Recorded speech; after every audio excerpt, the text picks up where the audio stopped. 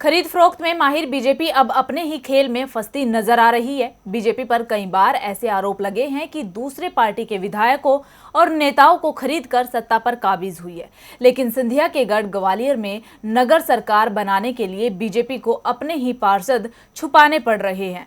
अब जनता के बीच ये चर्चा है कि क्या बीजेपी डर गई है या बीजेपी को अपने ही पार्षदों पर भरोसा नहीं है। ज्योतिरादित्य सिंधिया और नरेंद्र सिंह तोमर के अपने ही गढ़ में निगम चुनाव में भाजपा को हार का सामना करना पड़ा।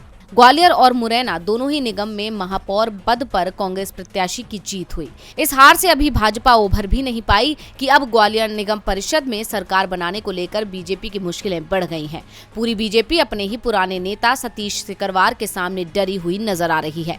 आपको बता दें कि सतीश सिकरवार अब कांग्रेस से विधायक हैं और उनकी पत्नी शोभा सिकरवार कांग्रेस की ओर से महापौर चुनाव जीती हैं। सतीश सिकरवार अब नेता प्रतिपक्ष और परिषद में अपना बहुमत बनाने की जोड़ तोड़ में लग गए हैं। वो भाजपा के ही पुराने खिलाड़ी हैं, इसलिए भाजपा के तरीकों से पूरी तरह वाकिफ हैं।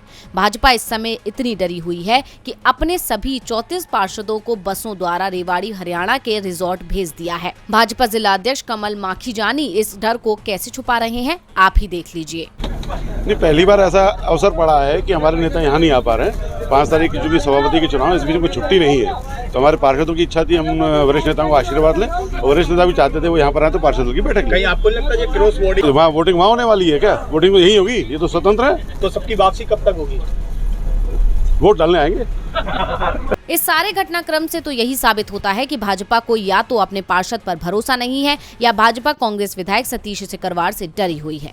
आपको बता दें कि इसी साल जून में जब हरियाणा में राज्यसभा की 2 सीटों के लिए चुनाव था, तो कांग्रेस ने अपने विधायकों को कांग्रेस शासित छत्तीसगढ़ भेज दिया था। उस समय मध्य प्रदेश के गृह मंत्री नरोत्तम मिश्रा ने तंज कसा था कि कांग्रेस को अपने विधायकों पर भरोसा नहीं है। अब उनकी बात को भाजपा पर लागू कर दें तो यही साबित होता है कि भाजपा को अपने पार्षदों पर भरोसा नहीं है, इसलिए सभी 34 विधायकों को आनन फानन में हरियाणा भेज दिया है। अब देखना होगा कि इस जोड़ तोड़ के खेल में जीत किसकी होती है। डीवी लाइव की रिपोर्ट।